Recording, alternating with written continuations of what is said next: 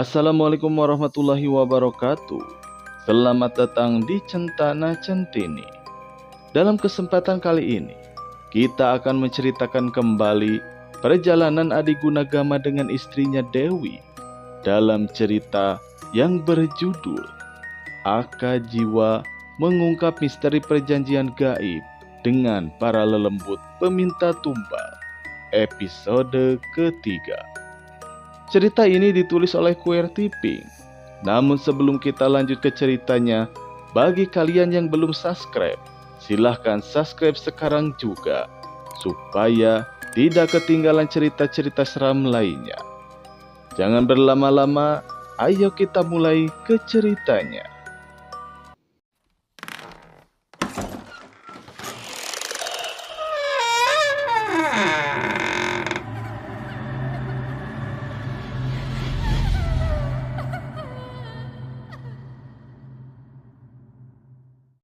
Langkah kaki Ki Dudui semakin mendekat ke arah sofa. Apalagi kepala perempuan itu sudah bergerak perlahan dan sekarang sudah berhadapan dengan Ki Dudui. Perlahan tangan Ki Dudui bergerak ke dalam saku celananya. Tiba-tiba sudah terlihat mengeluarkan sebuah batu yang sangat kecil. Sudah dipegang menggunakan ibu jari dan jari telunjuknya. "Cepat Ki!" teriak Budi tiba-tiba. Terdengar sangat kencang, membuat aku sangat kaget.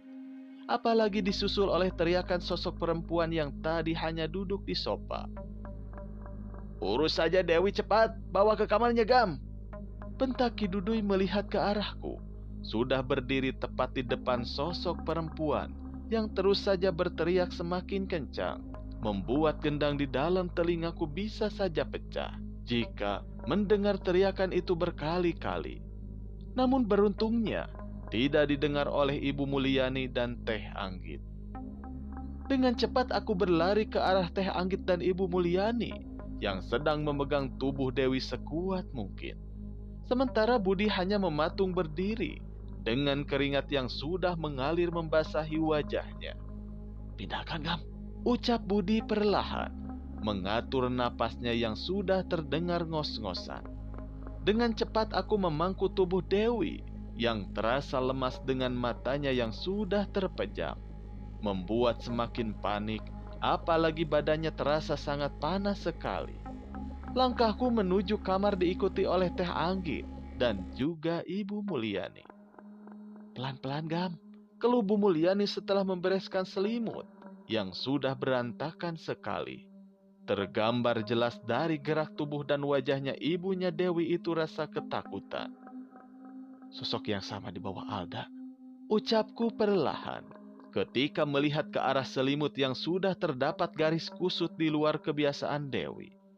Bahkan aku yakin sosok itu sangatlah tinggi dan juga besar, karena ukuran selimut hampir seluruh bagiannya kusut tidak tersisa. "Bu, Teh Anggit, tunggu dulu di sini ya," ucapku sambil memasukkan handphone Dewi ke dalam saku celana, karena terlihat menyala berkali-kali layarnya itu, seperti sudah terdapat pesan masuk. Ki Dudui sudah tidak terlihat di ruangan depan rumah, sementara Budi hanya terdiam mematung tanpa bergerak sedikit pun. Walaupun dengan cepat aku menyadari kenapa hal itu Budi lakukan, karena melihat kucing hitam yang bahkan sudah berdiri tepat di bawah pintu dapur tanpa bergerak sedikit pun. "Sudah Bud, tidak apa-apa," ucapku menenangkan Budi. Walaupun aku paham hal itu sejak dulu sering Budi lakukan untuk sebuah penghormatan yang diyakini itu pada garis keluarga besarku dari Ki Dudui. Budi hanya menggelengkan kepalanya saja berkali-kali tanpa melihat ke arahku, seolah memberikan jawaban yang sudah aku pahami. "Kek, gimana?" tanyaku sambil berusaha mengatur diriku agar tenang di dalam kondisi seperti ini. Apalagi malam sudah semakin larut. "Sebentar, minggir Gam," jawab Ki Dudui yang berjalan tergesa-gesa ke arah dapur. "Apa gelang gengge itu, Kek?" tanyaku perlahan. tiba-tiba ingat pada sebuah benda yang teramat sangat penting peninggalan Kilang Samana yang aku sudah simpan di dalam lemari kamar. Ki Dudui langsung berhenti dari langkahnya yang tergesa-gesa. "Jangan, Gama, belum waktunya," jawab Ki Dudui.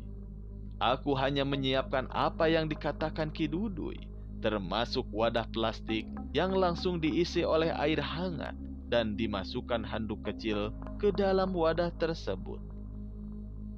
"Kasih ini ke Ibu Mulyani dan Teh Anggit. Masing-masing basuh mukanya, termasuk wajah Dewi, Gam. Cepat, kasihan," ucap Ki Dudui setelah memasukkan batu kecil, lalu dimasukkan ke dalam saku celananya lagi. Sebuah batu yang baru pertama kali aku lihat, namun belum berani aku tanyakan tentang batu kecil itu. Aku langsung berjalan ke arah kamar diikuti oleh Ki Dudui yang baru saja memanggil dan mengajak Budi untuk duduk di kursi depan rumah. Ibu Mulyani dan Teh Anggit terlihat sedang menyelimuti Dewi dan mengelap keringat Dewi. Apalagi matanya masih belum terbuka. Namun terdengar dari suara napasnya kembali normal dan terlihat keadaannya sedikit membaik. "Gama, ibu tidak mau kejadian seperti dulu terulang, Gam," keluh Bu Mulyani terlihat ketakutan. "Iya, tapi bukan sih Bu kayaknya. Benar kan, Gam?" sahut Teh Anggit. "Seharusnya bukan, Bu. Pelan-pelan saja basuhkan ke wajah ibunya, lalu nanti ke Dewi ya," jawabku perlahan. "Apa karena ada sahabat Dewi itu yang tadi bertingkah aneh, Gam?" ucap Bu Mulyani tiba-tiba sambil menatap ke arahku yang masih berdiri di samping ranjang tidur. "Gama sulit untuk menjelaskannya, Bu. Akan tetapi berburuk sangka itu tidak baik. Anggap saja ini musibah dan semuanya cepat kembali normal. Gama ditunggu sama kakek dan Budi di depan agar ibu dan Teh Anggit merasa aman tidur di kamar sambil jaga Dewi, Bu. Apalagi sudah larut malam begini. Sudah, jangan terlalu dipikirkan," jawabku, berusaha memberikan ketenangan pada ibu mertuaku dan kakaknya Dewi. Apalagi jam sudah menunjukkan pukul 3 dini hari menuju pagi. Ki Dudui dan Budi terlihat sedang menikmati rokok yang terjepit di antara jarinya itu. Dengan keringat yang hampir sama denganku, sudah terasa membanjiri seluruh bagian punggungku. Apalagi kejadian malam ini, semuanya di luar dugaanku dan harus menimpa Dewi. "Bud, ambilkan saja minum ke dalam, sambil pastikan semua kondisi, termasuk pohon belakang dan kuburan itu," ucap Ki Dudui tiba-tiba setelah menyadari kehadiranku. Tanpa menjawab, Budi langsung berdiri dan dengan cepat berjalan masuk ke dalam rumah. Pada pohon dan kuburan anak pertama, bapaknya Dewi yang mempunyai kisah tragis yang sudah aku anggap selesai. "Kek, Alda tamu Dewi sore itu berasal dari kampung Sakalanangor, kampung yang sama dengan cerita kakek itu," ucapku perlahan, mengingatkan kembali cerita Ki Dudui sore itu di rumahnya. "Hal itulah yang membawa kakek datang sebelum waktunya ke sini, Gam. Kalau bukan gara-gara Budi yang peka dan sadar lebih dulu pada keadaan kamu. Mang Idim sekarang sedang duduk bersila di musola rumah kakek. Motornya bahkan tuh di luar. Sengaja Budi tidak mau membangunkan Tahrim. Kasihan sedang istirahat. Ya begitulah Budi, masuk dengan caranya," ucap Ki Dudui menjelaskan, terlihat sangat tenang tanpa terlihat ada kepanikan. "Kilang Samana berasal dari sana. Ini ada kaitannya dengan orang yang sudah melakukan akad jiwa. Sebelum petaka lebih besar datang pada keluarga besar kita. Taruhannya nyawa, Gama. Ini tidak main-main. Apa keadaan Dewi sekarang karena hal yang pernah kakek katakan?" Ucapku mengulang perkataan Ki Dudui sore itu ketika berada di dapur rumahnya. Ki Dudui tidak langsung menjawab ucapanku. Matanya menatap kosong ke arah bunga-bunga yang berjajar indah di depan rumah. Sikap Ki Dudui malam ini benar-benar membangunkan rasa penasaranku, apalagi ketakutan akan ada kaitannya pada Dewi sangat aku hindari. Kalau benar tamu Dewi berasal dari kampung Sakala Nangor, dan siapapun telah melakukan akad jiwa, sangat bahaya, Gam. Sosok perempuan yang tadi lelembut dari Talaga Mayit, kakek seperti diajak kembali ke zaman itu, zaman Kilang Samana, waktu bercerita ciri-ciri sosok barusan. Beruntungnya pecahan batu mustika pemberian Kilang Samana, masih kakek ingat menyimpannya di mana. Jawab Ki Dudui menjelaskan perlahan, tanpa mengubah pandangan lurus matanya. Aku langsung berusaha mengingat benda tersebut, walaupun baru pertama kali aku mendengar namanya dan merasa cukup. Apalagi peninggalan Kilang Samana buyutku sendiri. Maaf, barusan Teh Anggit keluar dari kamar dan bilang kalau Bu Dewi sudah sadarkan diri. Namun kondisinya masih lemas. Ucap Budi berdiri tepat di hadapanku. Aku hanya menganggukkan kepala saja atas apa yang dikatakan Budi, begitu juga yang dilakukan Ki Dudui. Segera pastikan saja datang ke kampung Sakala Nangor. Bila harus dan perlu sekalian ke Leuweung Awi Kolot dan Talaga Cindek. Dan semoga keluarga Alda itu tidak melakukan hal yang kakek cemaskan, Gam. Ucap Ki Dudui sambil mematikan rokoknya di atas asbak. Gama sebenarnya sudah tidak mau ikut campur urusan seperti ini lagi. Seperti kakek bilang, taruhannya nyawa. Dan ini tidak main-main, Ucapku perlahan, sambil menjelaskan awal kedatangan Alda ke rumah, lengkap dengan kejadian sebelumnya di meja makan, juga gelas yang terdapat lendir, dan bahkan kejadian Mang Ade mencium bau binatang. Membuat Budi dan Ki Dudui sangat kaget dengan penjelasanku. Bahkan Budi langsung melihat ke arahku, yang biasanya hanya menundukkan kepalanya itu. Dengar, Gam. Kamu pikir selama ini segala pertolongan yang kamu dapatkan dan kamu rasakan untuk apa dalam hidup ini? Ucap Ki Dudui dengan tegas, sambil melihat ke arahku dengan tajam. Giliran aku sekarang yang tidak berani menjawab ucapan Ki Dudui dan sedikit menundukkan kepala. Untuk menolong orang lain, Gam. Ingat, Gam, jangan hanya karena nafsu mengalahkan segalanya yang selama ini sudah kamu jalani. Dewi tidak akan seperti itu. Andai kamu bijaksana dan tidak ada di dalam hati kecil kamu untuk menolak kedatangan Alda bertamu. Namun itu sudah menjadi kewajiban tuan rumah untuk menyambutnya, sekalipun membawa masalah besar. Ucap Ki Dudui, membuat Budi hanya menganggukkan kepala berkali-kali, seolah setuju dengan ucapan Ki Dudui. Maafkan Gama, jawabku perlahan, merasa sangat bersalah hanya karena sebuah rasa ketakutan menimpa Dewi kembali.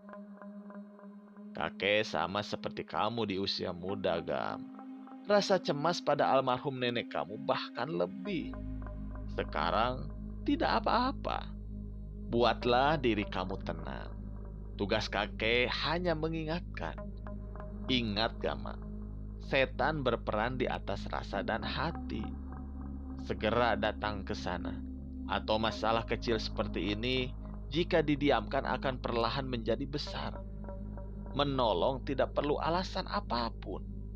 Ucap Ki Dudui sambil pamit untuk pulang, dan langsung berjalan diikuti langkah Budi menuju gerbang setelah aku mencium tangannya.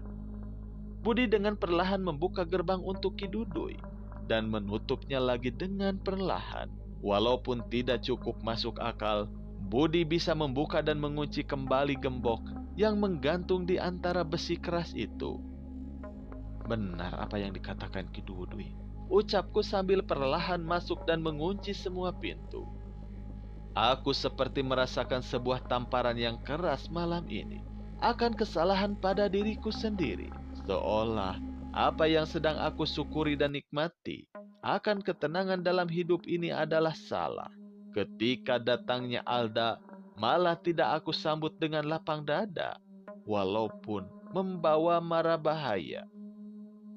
Setelah memastikan keadaan Dewi, Ibu Mulyani dan Teh Anggit yang sudah kembali tertidur lelap, aku menyiapkan segala perlengkapan untuk pagi hari pergi ke sekolah.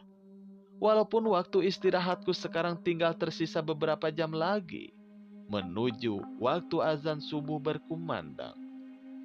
Pantas, gelang gengge itu bergeser sedikit dan kehadiran kucing hitam itu, ini jawabannya. Ucapku dalam hati, mengingat benda di dalam lemari sambil memejamkan mata. Aku menyusun kembali segala kejadian yang datang, dari mulai rumah sakit, tingkah Teh Lasmi, juga lelaki tua yang memberi pesan. Semuanya bisa sangat berkaitan. Sebelum aku harus mengetahui terlebih dahulu nama kampung Sakala Nangon. Lalu Dewi memberitahu bahwa Alda berasal dari kampung itu. Bahkan usaha keluarganya Alda bisa jadi sangat berkaitan dengan bangkai kambing dirawat tilas dan kejadian di Talaga Cindek, sesuai cerita Ki Dudui.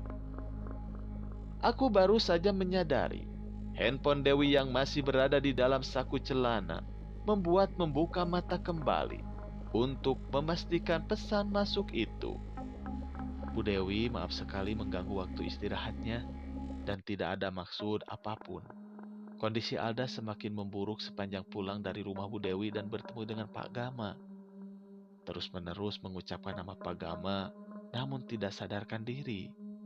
Terlihat pesan itu dari nomor Alda. Untungnya Dewi sudah bercerita dan yakin Kang Ito yang mengirim pesan itu. Apalagi ketika melihat jam. Di dalam keterangan pesannya, tepat sekali di mana awal kejadian Dewi kerasukan di meja makan. Aku langsung terdiam dan kembali memejamkan mata. Bahkan sangat menyadari bahwa keadaan ini datang bukan tanpa sebab dan alasan. Mungkin dari sini juga aku bisa mengetahui lebih banyak, ya, tentang Ki Laksamana berasal.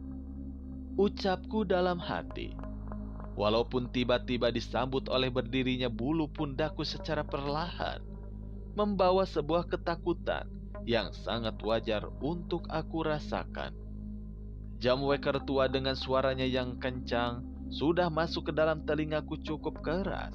Apalagi terdengar suara azan subuh baru berkumandang, membuat mataku yang masih ingin terpejam terpaksa harus aku buka. Masih pada tidur. Ucapku sudah berdiri di depan kamar Dewi, lalu membukanya dengan pelan, walaupun Ibu Mulyani perlahan membuka matanya.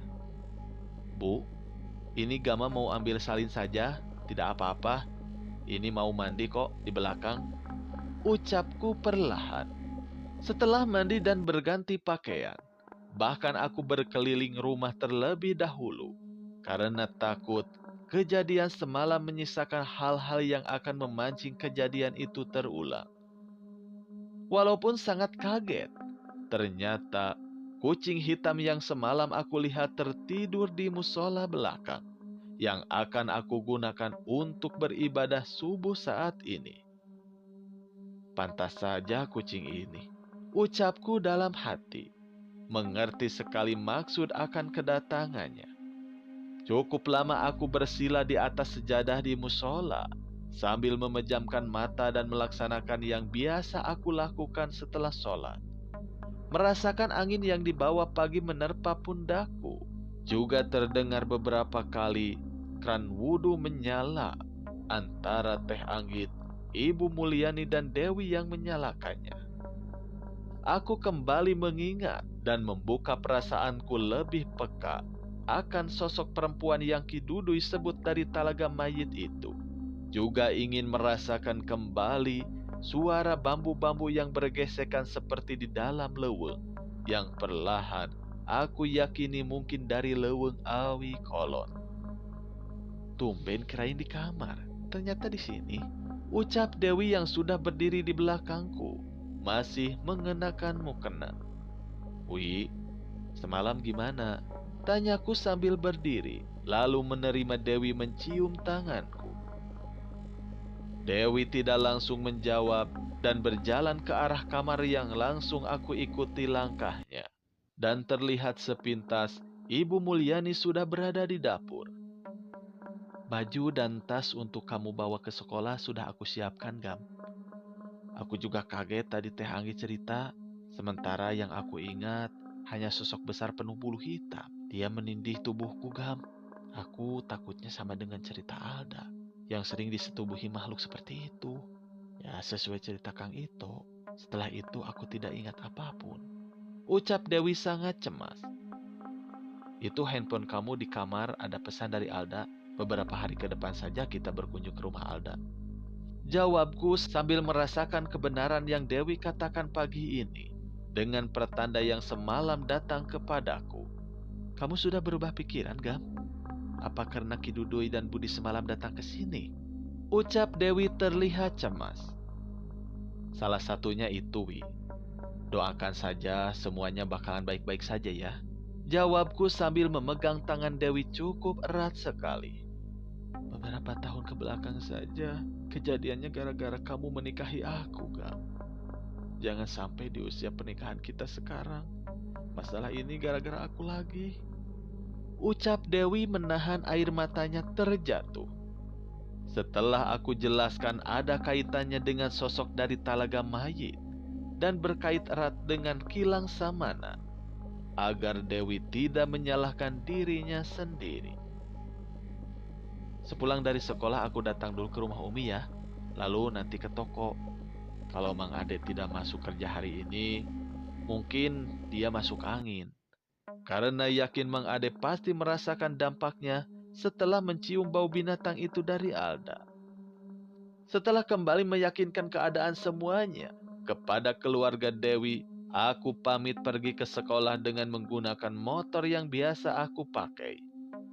Walaupun anehnya, Mang Tahrim sedang bermain dengan kucing hitam sambil memberikan makan sisa sarapan pagi Mang Tahrim. Sebentar Pak, Amang buka dulu gerbangnya. Ini kucing siapa ya Pak?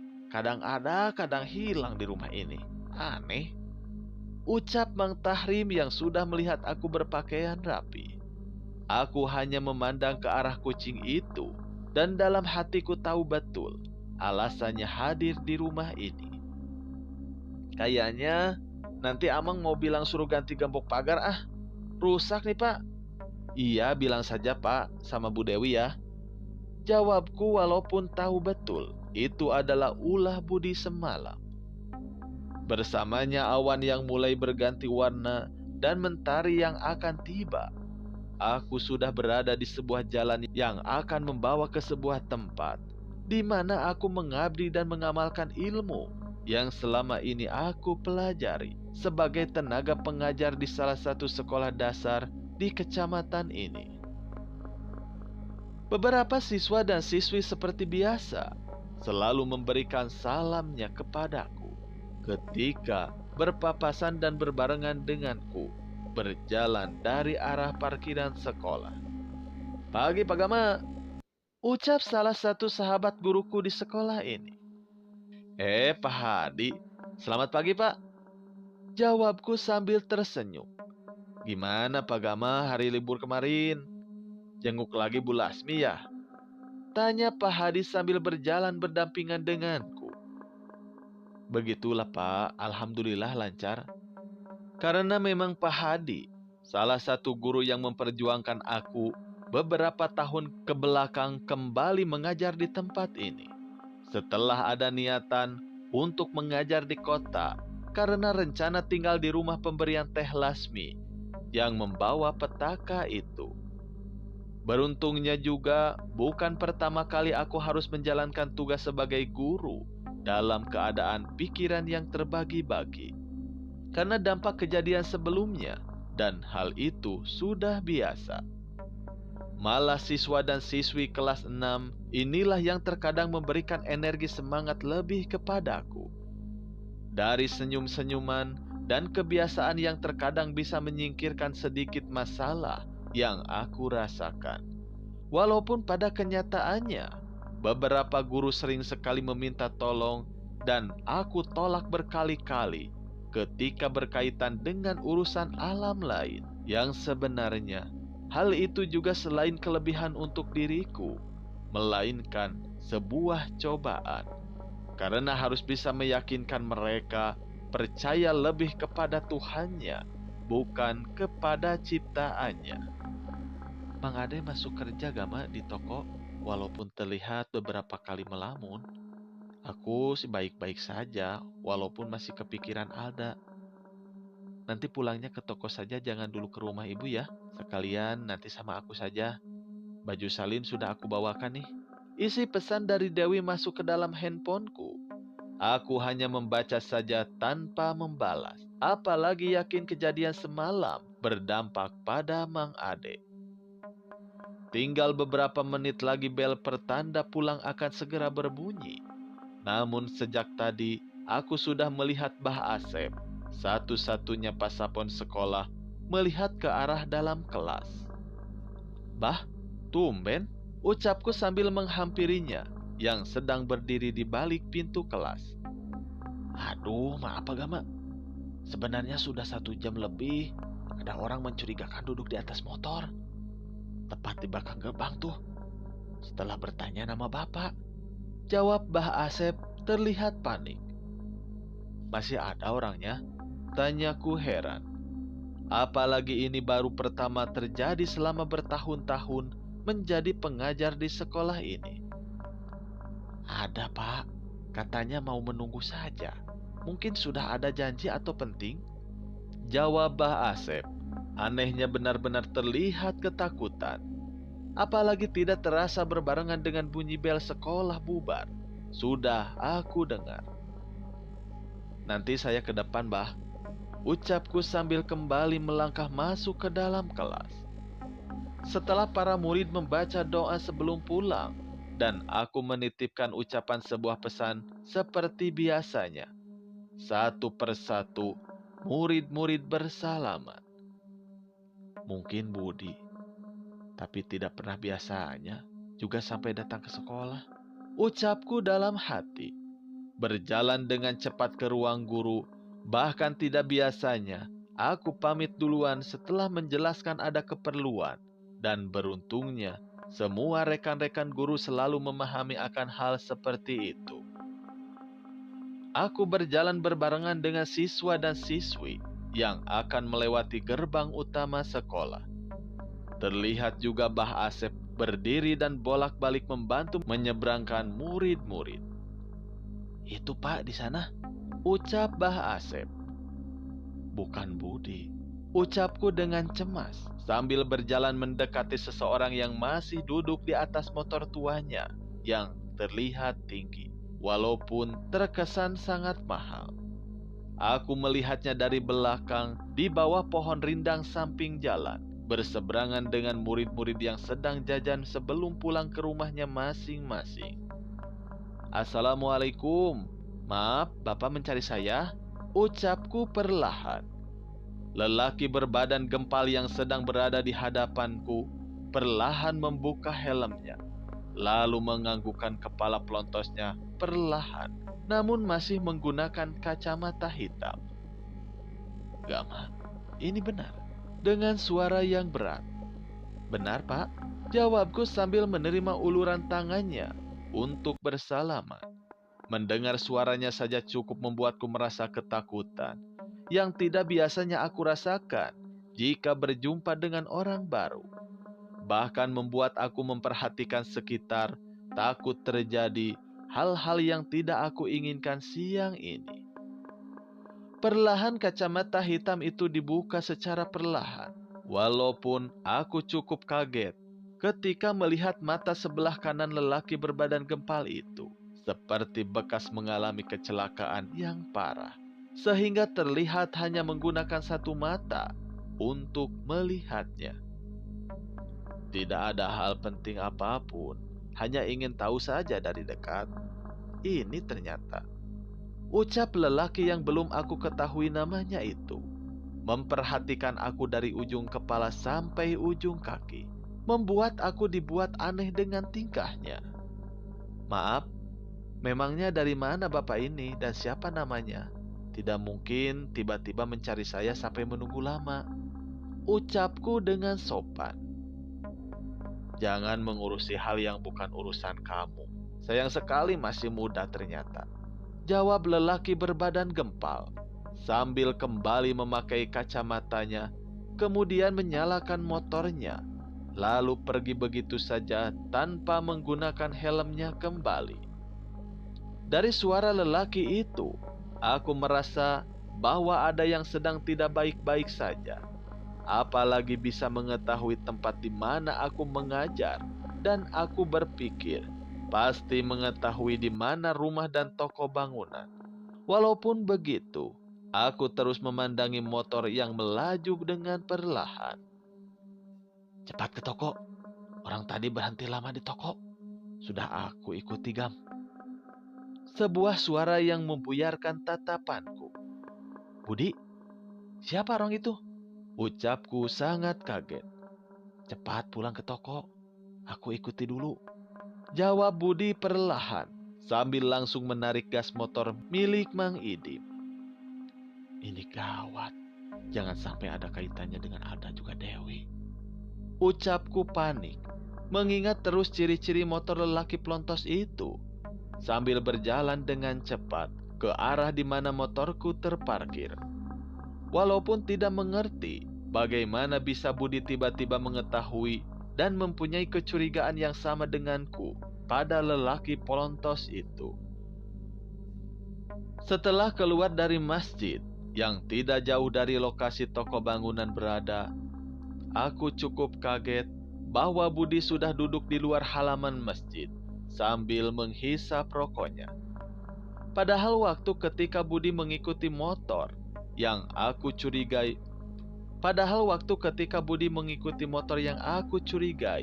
lengkap dengan orangnya itu tidak berjauhan waktunya. Tidak terkejar, Gam. Maaf, ucap Budi tiba-tiba sambil mematikan rokoknya. Mbah Idim dan Ki Dudui lagi ada di rumah Umi kamu. Sebelumnya ke toko bangunan ada Mang Ade dan Bu Dewi juga. Dari situlah aku melihat orang barusan. Aku ikuti karena disuruh Mbah Idim. Apalagi Mbah Idim semalam pulang dari rumah Ki Dudui. Merasa bahwa masalah tamunya Dewi itu tidak serta-merta datang pada kamu tanpa sebab dan alasan. Ucap Budi menjelaskan.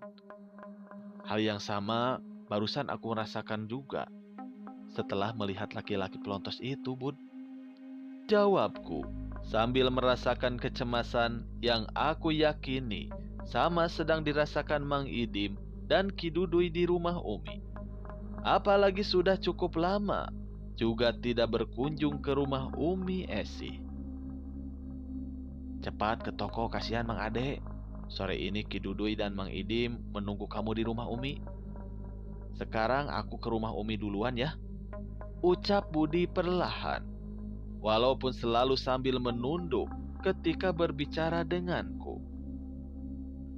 Aku dan Budi keluar halaman masjid dengan masing-masing berlawanan arah.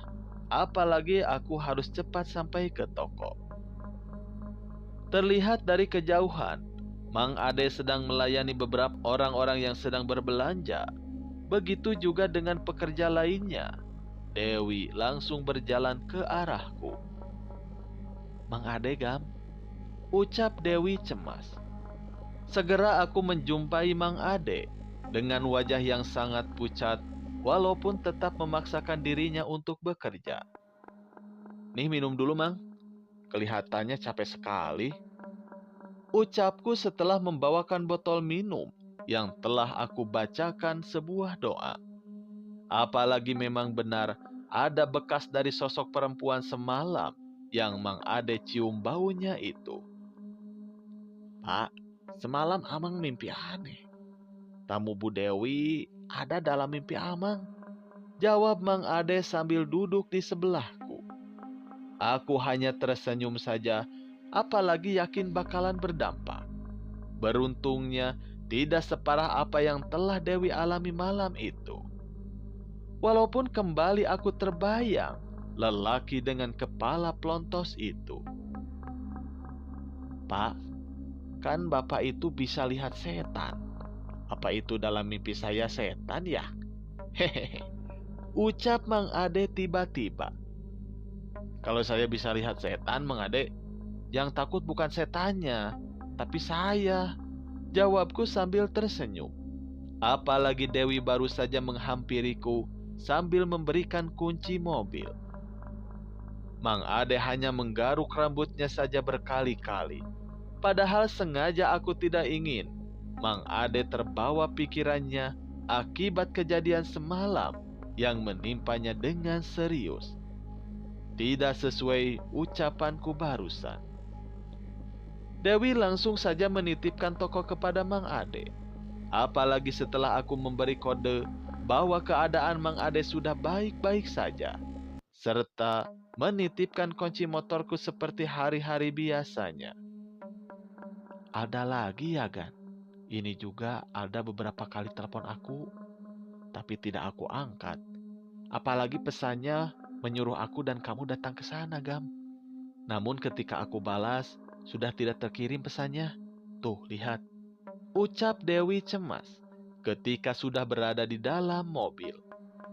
Bahkan aku langsung menceritakan kejadian barusan di depan sekolah kepada Dewi dengan lengkap, beserta keadaan di mana Budi tiba-tiba hadir. Namun Dewi juga menambahkan bahwa memang Mang Idim dan Ki Dudui sebelumnya datang ke toko, menitipkan pesan bahwa akan ke rumah Umi siang ini juga. Membuat aku sedikit lega ketika Dewi sudah dijenguk kembali oleh Ki Dudui, walaupun Dewi tidak menyadari akan hal itu. Maaf ya, Gam, gara-gara aku lagi, kamu lagi-lagi dalam keadaan seperti ini, ucap Dewi sambil memegang tanganku yang berada di lingkaran setir kemudi. Langsung saja ucapan Ki Dudui semalam menampar hatiku kembali ketika berbicara soal perasaan hidup yang aku jalani sampai saat ini. Tidak apa-apa, Wi. Kita tunggu dulu perintah Ki Dudui dan Mang Idim ya. Setelah itu, kita jumpa Alda ke rumahnya. Biar hitungannya seimbang, saling bersilaturahmi. Tujuan pertamanya yaitu, ucapku menjelaskan perlahan. Dewi terlihat sangat kaget dengan ucapanku, sambil melihat ke arah depan memperhatikan jalan. Tidak salah dengar aku, ucap Dewi perlahan. Sudah, semuanya sudah paham sejak malam tadi, Wi. Jawabku sambil memikirkan kembali tentang lelaki plontos, walaupun sekarang yang hadir di dalam pikiranku malah sebuah hutan dan rumah begitu besar. Jauh lebih besar dari rumah Dewi. Setahu aku, Gam, dari dulu Alda tidak mempunyai saudara. Yang kamu katakan datang ke sekolah itu, walaupun bisa masuk akal juga jika benar-benar tahu dari Alda. Apalagi kaget sampai datang ke toko. Ucap Dewi tiba-tiba, membuat aku semakin curiga dan sangat penasaran apa langkah yang selanjutnya harus aku jalani sebelum datang ke kampung Sakala Nangor, tempat Alda tinggal. Setelah mobil terparkir tepat di depan gerbang rumah Umi dan Babah, sudah terlihat Mang Idim, Ki Dudui, dan Budi duduk di kursi depan rumah. Dewi langsung bersalaman sambil membawa makanan untuk Umi dan langsung masuk ke dalam rumah. Ki, tidak apa-apa, ucap Mang Idim tiba-tiba. Tidak apa-apa, Dim. Suruh Budi kembali nanti sore saja, jawab Ki Dudui. Mang Idim langsung pamit setelah menjelaskan ada urusan pekerjaan yang sekarang dipegang oleh Indra anaknya. Membuat aku paham, namun tidak hal apapun yang diucapkan Budi kepadaku lagi. Setelah obrolan singkat di halaman luar masjid. Gam, ayo makan dulu sama Babah sama Dewi, bareng di dalam. Ajak kakek kamu. Ucap Umi perlahan, sambil menerima salamku, juga pelukan hangat pendarat untukku. Walaupun rasanya sangat berbeda sekali.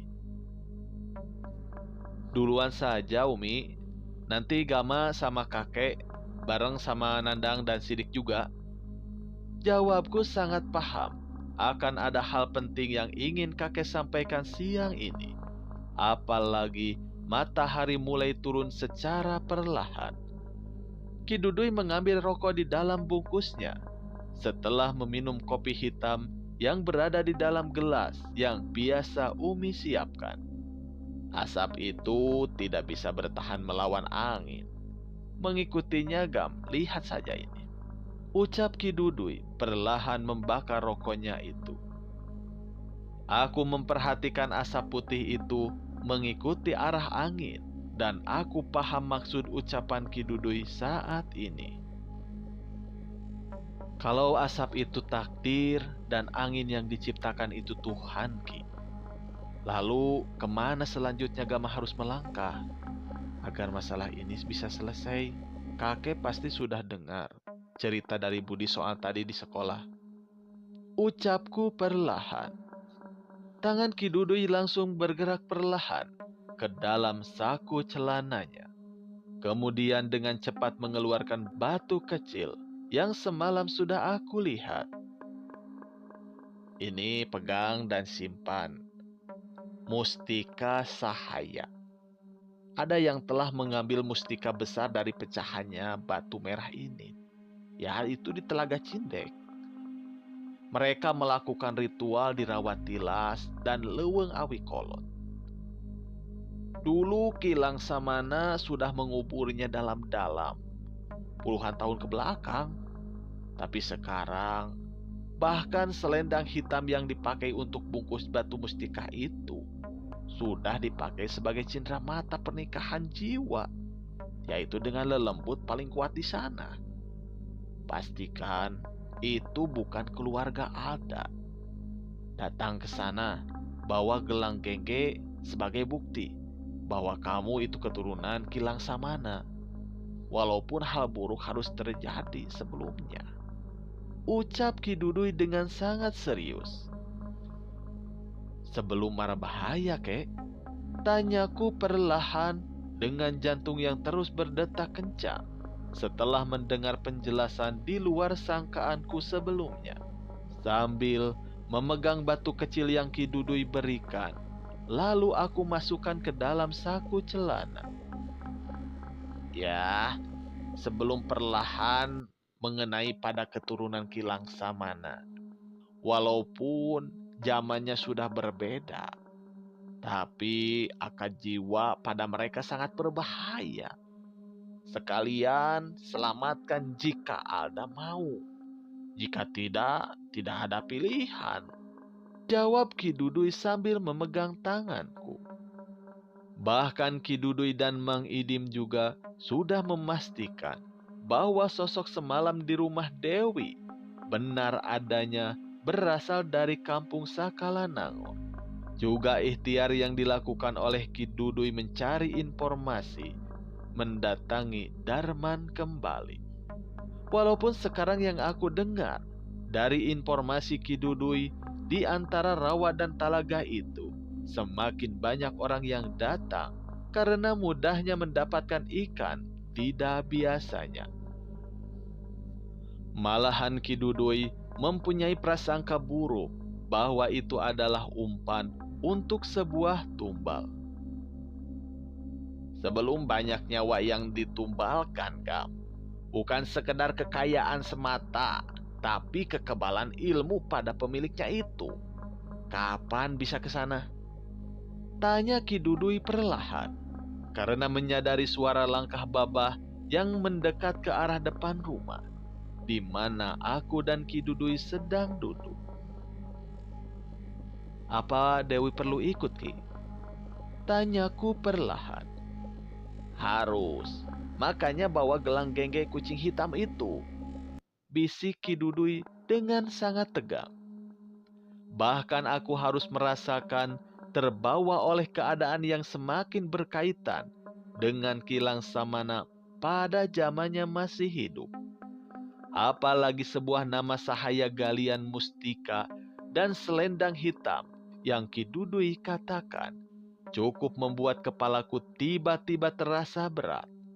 Apalagi benar adanya, aku masih keturunan darah daging dari keluarga besar Kilang Samana. "Umi, ambilkan obat-obatan. Tuh anak Umi kelihatannya sakit kepala," ucap Babah tiba-tiba, yang sudah jauh berbeda seperti beberapa tahun ke belakang.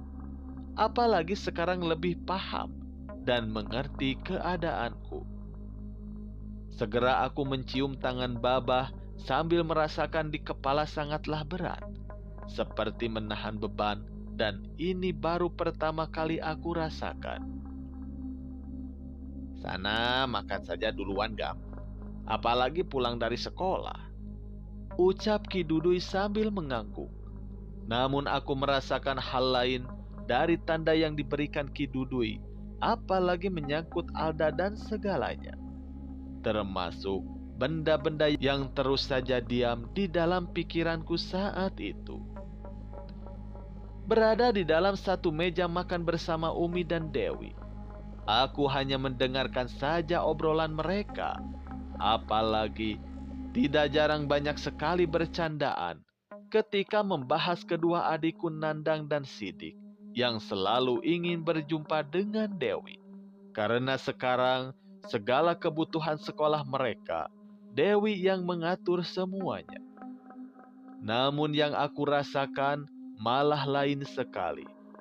Giliran sekarang yang badanku terasa panas. Apalagi jabatan tangan dengan lelaki pelontos itu, terus saja aku ingat bagian matanya yang mengerikan itu. Apalagi batu mustika pemberian Ki Dudui. Beberapa kali aku pastikan keberadaannya di dalam saku celana. "Masa makannya sambil melamun sih, Gam?" ucap Umi tiba-tiba. "Umi sudah tahu Wi soal Alda?" jawabku perlahan. Bahkan menghabiskan nasi dan lauk yang ada berada di atas piring pun tidak biasanya cukup lama aku lakukan. "Sudah, Umi sudah tahu barusan Dewi cerita pas Babah ke depan. Mau gimana lagi, Gam? Jauh sebelum buyut kamu, Ki Dudui, Umi sudah merasakan duluan. Apalagi kejadian beberapa tahun ke belakang. Selain musibah itu juga anugerah kepada keluarga kita. Insya Allah Dewi paham. Lagian, jika Alda itu datang kepada Dewi dan juga kamu, rasanya tidak tega membiarkannya saja. Kata kamu juga ingat, ikhtiar itu wajib sisanya pasrah kepada yang kuasa," ucap Umi menjelaskan. Perkataan Umi seolah asupan tenaga selain nasi yang melewati tenggorokan ini setelah didorong oleh air putih di dalam gelas. "Mereka tidak perlu tahu apapun, yang terpenting aman," ucapku dalam hati sambil melihat ke arah Umi dan Dewi. Kedatangan Nandang dan Sidik cukup bisa membuat aku tersenyum dari apa yang sedang aku pikirkan dan rasakan saat ini. Bisa membuat isi rumah lebih ramai, apalagi momen seperti ini sangat jarang terjadi ketika aku sudah menetap pindah di rumah Dewi. "Tumben ibu telepon, pas aku angkat tidak bicara," ucap Dewi tiba-tiba. "Pulang kita sekarang," jawabku. Apalagi azan asar baru saja berkumandang dan kedatangan Budi sudah aku lihat sedang duduk di luar bersama Babah dan Ki Dudui. Setelah pamit kepada Umi, meminta doa akan masalah yang akan aku hadapi, dan Umi sudah mengetahui nantinya aku akan berkunjung ke rumah Alda. Segera aku pamit pada Bapa. Begitu juga diikuti oleh Dewi. Kakek antar yo, bisik kakek sambil berdiri, diiringi anggukan kepada Budi. Kamis sore, 2 hari lagi, pergilah ke rumah Alda ke kampung Sakalanangor. Pastikan semuanya tidak ada kaitannya dengan Alda. Idim bakalan berjaga di rumah kakek. Awas jatuh benda itu, simpan baik-baik. Bawa nanti sama gelang gengge itu. Ucap Ki Dudui perlahan sebelum Dewi mengikuti langkahku dari belakang. Aku sempat melirik ke belakang melihat Budi menganggukkan kepalanya sambil melihat ke arahku yang terus berjalan. Membuatku sangat yakin Budi juga tidak akan tinggal diam dalam masalah ini. Gimana Ibu Wi? Tanyaku tiba-tiba ketika sudah berada di dalam mobil perjalanan pulang ke rumah. Tadi Ibu ke pasar kota sama Teh Anggit, Gam? Mungkin cemas. Tahu dari Mang Ade, aku dan kamu berjumpa dengan Ki Dudui di rumah Umi. Ternyata itu saja, Gam. Tapi, jawab Dewi tiba-tiba sambil tetap melihat ke arah handphonenya. Tapi kenapa, Suka tiba-tiba kamu ini, Wi. Kebiasaan, ucapku, melihat ke arah wajah Dewi yang sedang kebingungan. Masa sekarang Alda kirim pesan jangan berkunjung ke rumahnya sih? Aneh. Lagi ketikan pesannya kayak bukan suami Alda yang mengetik. Kok bisa ya? Padahal sebelumnya beberapa jam ke belakang tidak kekirim balasan pesan aku loh. Ucap Dewi menunjukkan pesan dari Alda, dan aku juga merasakan keanehan yang Dewi katakan. Kamis sore kita berangkat ke kampung Sakalanangor ya. Abaikan saja sudah pesan itu. Ucapku mempunyai perasaan lain dari kejanggalan itu. Terlihat Dewi juga berusaha memanggil nomor Alda, bahkan sampai telepon Rina sahabat lainnya yang dekat dengan Alda. Walaupun membuat Rina semakin penasaran, beruntungnya Dewi tidak menceritakan apapun pada Rina. Bagaimana kelanjutan cerita Gama dan Dewi yang sedang mendapatkan masalah, dan apa yang akan terjadi kepada mereka selanjutnya. Untuk itu, terus ikuti cerita ini pada episode selanjutnya.